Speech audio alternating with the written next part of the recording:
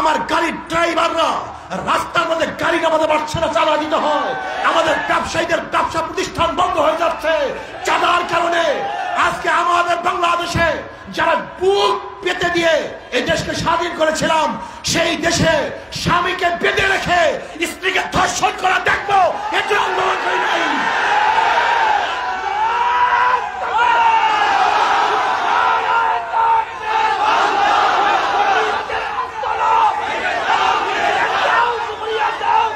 শোনে, স্পষ্ট বলতে চাই, চাঁদাবাজের গোষ্ঠী, ধর্ষকের গোষ্ঠী, স্পষ্ট কথা বলতে চাই, কথাবার্তা ক্লিয়ার। 5ই আগস্টের পরে কোন থানা ভাঙচুর হবে গুন্ডাদেরকে আটকাবার জন্য, এর জন্য রাস্তায় নামি নাই, আন্দোলন করি নাই। আজকে থানা লুট করা হবে, থানাকে ভাঙচুর করা হবে। আজকে চাঁদা না দেওয়ার কারণে মার সামনের থেকে যুবক সন্তানকে তুলে নিয়ে হত্যা করা হবে, এর জন্য আন্দোলন করি নেই, এর জন্য রাস্তায় নামি নেই। তুমি কি ভেবেছ মগের মুল্লুক এই দেশ? যারা জীবনের মায়া ত্যাগ করে শেখ হাসিনার বুলেটের সামনে বুক উঁচা করে দাঁড়াতে পারে, তারা তোমাদের মতো জাল এবং চোর গুন্ডা বদমাশের সামনেও বুক উঁচা করে দাঁড়াবে, মাথা নত করবে না ইনশাআল্লাহ।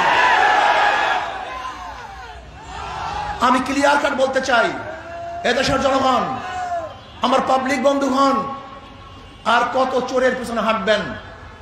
ওরা তো বারবার ক্ষমতায় ছিল, আওয়ামী লীগ বারবার ক্ষমতায় ছিল, বিএনপি বারবার ক্ষমতায় ছিল, জাতীয় পার্টি ক্ষমতায় ছিল। কি উপহার দিয়েছে আপনারা সবাই জানেন। যাকে পরীক্ষা করেছেন দ্বিতীয়বার পরীক্ষা করার কোনো দরকার নেই। আওয়ামী লীগকে বারবার পরীক্ষা করেছেন, এই বিএনপিকে বারবার পরীক্ষা করেছেন, আর পরীক্ষার দরকার নেই। কিন্তু আমরা যারা পরীক্ষা দেই নাই, কমপক্ষে ইসলামকে একবার পরীক্ষা করুন। আমাদের একবার পরীক্ষা নেন, একটাবার পরীক্ষা নেন, দেখেন আমরা রেজাল্ট কি করি। যদি ভালো রেজাল্ট করতে না পারি, আল্লাহর কসম করে বললাম, আর কোনোদিন পরীক্ষা দেওয়ার জন্য আসবো না।